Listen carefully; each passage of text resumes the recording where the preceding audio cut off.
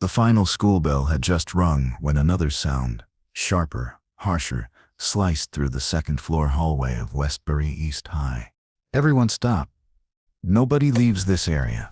Two large white school police officers, dressed in black uniforms and gripping batons, rushed toward classroom 10C. Behind them trailed a group of administrators and two stone-faced campus security guards with holsters half open.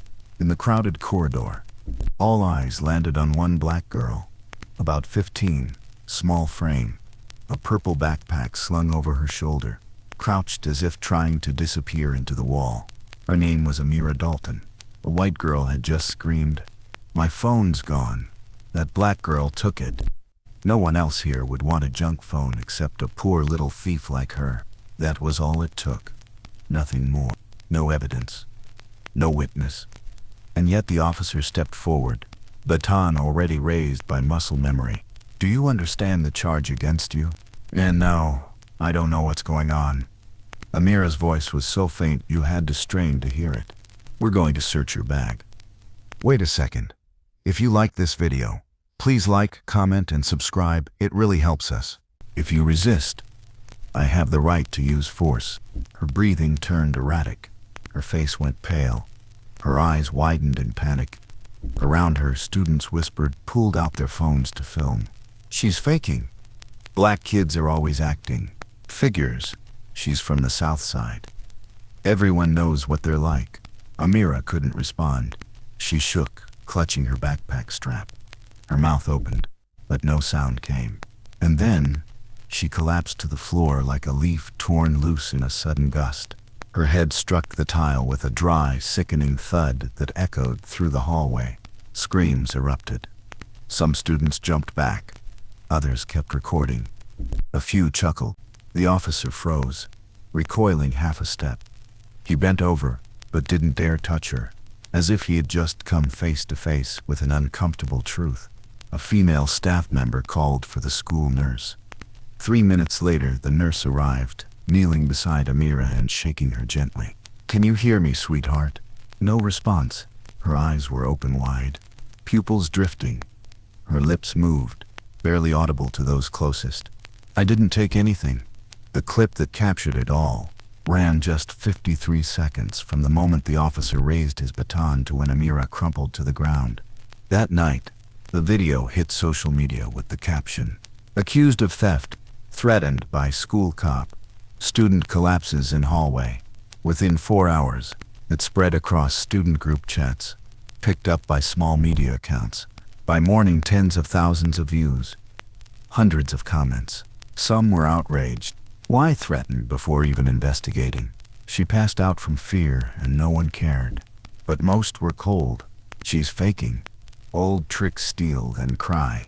Why panic unless you're guilty?" Others mocked. "Give her an Oscar." Probably accidentally took someone else's backpack too. Amira had been rushed to the nurse's office, then transferred to a hospital overnight. Preliminary diagnosis: anaphylactic shock from severe psychological trauma. Unstable blood pressure, a rhythmic heart rate, but no medical chart could sway the internet. Rumors swirled around campus. "She's pretending, stole something, and played victim. Her mom wants to sue the cops now." Even her friends pulled away. A girl who once sat beside her whispered, "I'm staying out of this." What if she's really messed up? In less than 24 hours, Amira went from a bright, helpful honor student to that girl from the South Side who fakes breakdowns to dodge trouble. She lay in a hospital bed hearing ambulance sirens echo down the hallway, and for the first time realized how enormous the world was, and how small she had become in it. Too small for anyone to hear her voice anymore. They say that when a child falls, the first thing they cry out is "Mom," and when the whole world turns its back on a child, only a mother stands tall in the storm. Ruth Dalton, a black woman in her early 40s, with wide hands and a hunched back from years of carrying trays in restaurants, mopping floors in nursing homes, and most recently cooking night shifts at a 24/7 diner, was Amira's mother. The day her daughter collapsed in school after being threatened, Ruth didn't cry. She simply held her daughter's hand and said, "They don't believe you. Then I'll make them see the truth. The next day, Ruth developed a photo, a still from the video, showing her daughter lying unconscious on the hallway floor, with the shadow of the officer mid-swing behind her. She printed it large, and in thick, messy handwriting scrawled beneath it, "This is how a student gets treated for being suspected." That photo, Ruth carried like a flag. She knocked on the doors of every local newsroom, carrying the image and the medical report, recounting the incident in a voice that was steady but firm. But behind desks and blue-striped ties, they only smiled politely. "I understand how you feel, ma'am, but this doesn't meet our editorial criteria. A video isn't enough to prove harmful intent." Was there any suspicious behavior before she collapsed? Ruth said nothing. She didn't cry. She didn't raise her voice. She stood up, nodded, and moved on. The radio said, "We only broadcast stories verified by officials." The public defender said, "You don't qualify for legal assistance," a digital news agency bluntly told her. This story has no commercial appeal. So she went home, sat at her old wooden table, opened her half-broken laptop and began typing her own lawsuit. 3 days later, Ruth appeared at the county courthouse with a thick file, her voice low, her hands slightly trembling. She filed a civil case against the school officer for threatening a minor, and against the school for racial discrimination in an educational setting. The clerk looked her up and down. "No attorney?"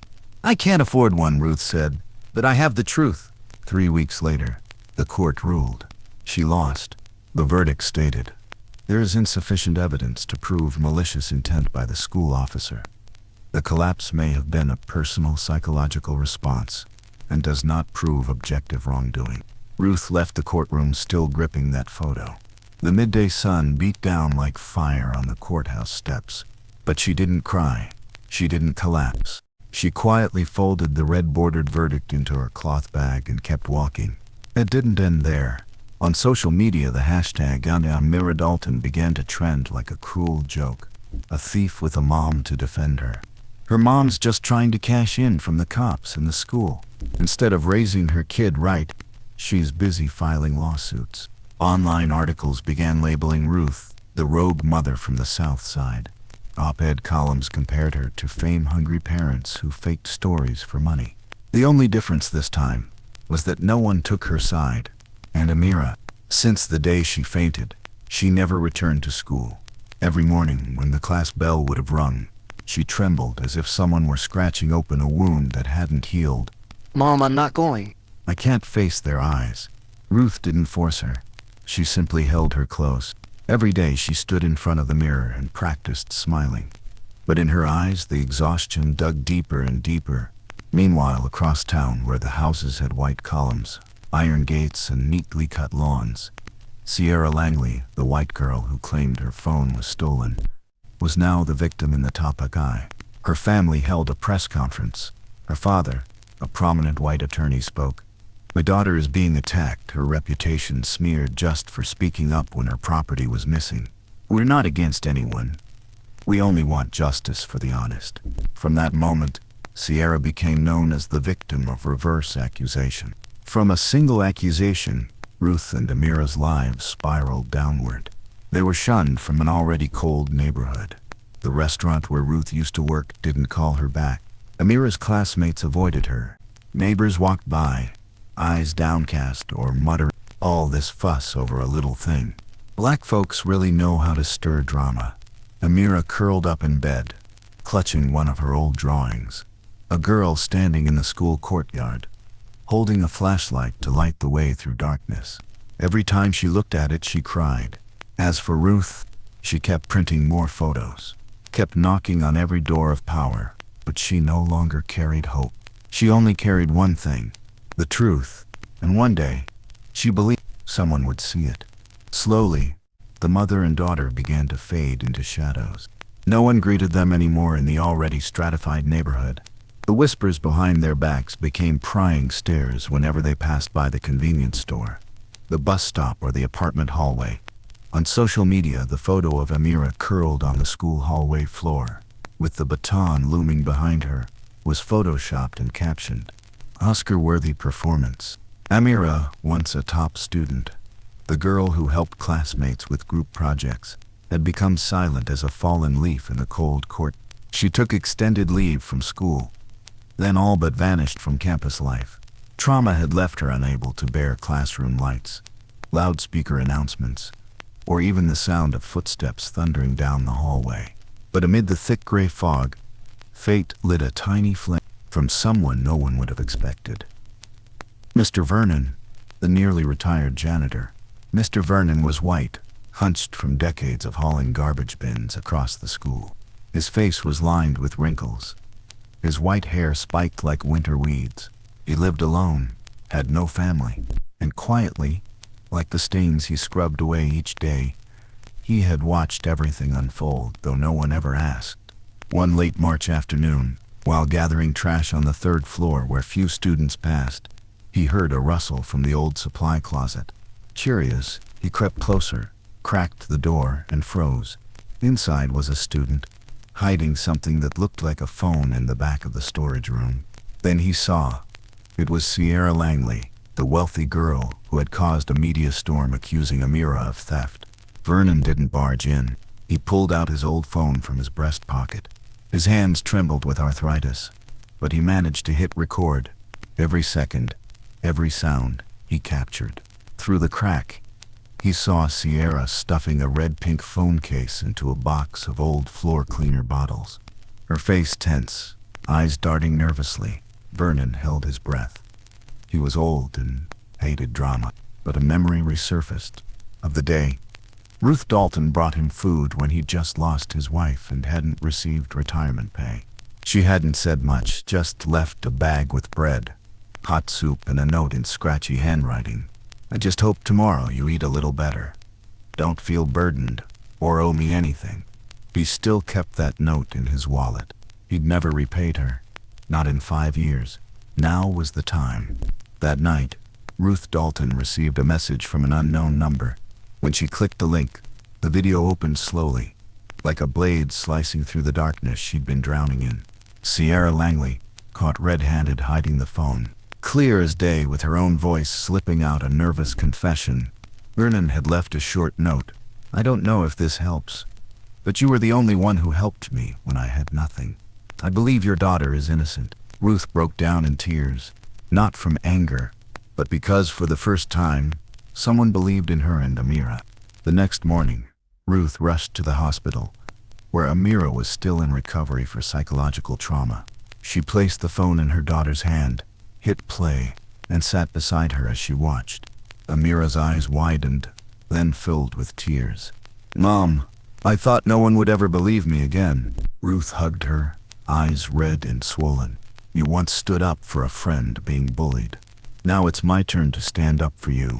The phone Sierra had hidden was soon delivered to Ruth and Amira by Vernon himself. When Ruth opened it, she went cold. A video file played, recorded during a recent lunch break in the student lounge. In it, a group of white students, Sierra included, surrounded a younger black girl, pushing her, mocking her appearance, and hurling vicious words. From the edge of the frame, a voice rang out, "Stop it! You're going too far." It was Amira. Ruth turned up the volume. Her daughter's voice rang out like a gust of wind cracking through stone. "She didn't do anything wrong. I'm telling the principal." One of the bullies turned. "You open your mouth, and you'll regret it."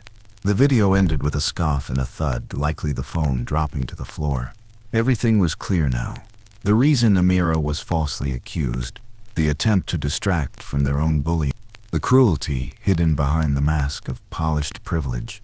Ruth didn't take the clip to court. She brought it to an independent media outlet that focused on community-level injustice and discrimination. The editor-in-chief was Camille Jensen, a black journalist who had left a major news agency, tired of chasing clicks instead of truth. Camille watched the clip and said nothing for a full minute. Then she looked up at Ruth. "I'm publishing this, not for you, but because your daughter deserves 1,000 apologies." The headline read, "Truth hidden in a dusty closet."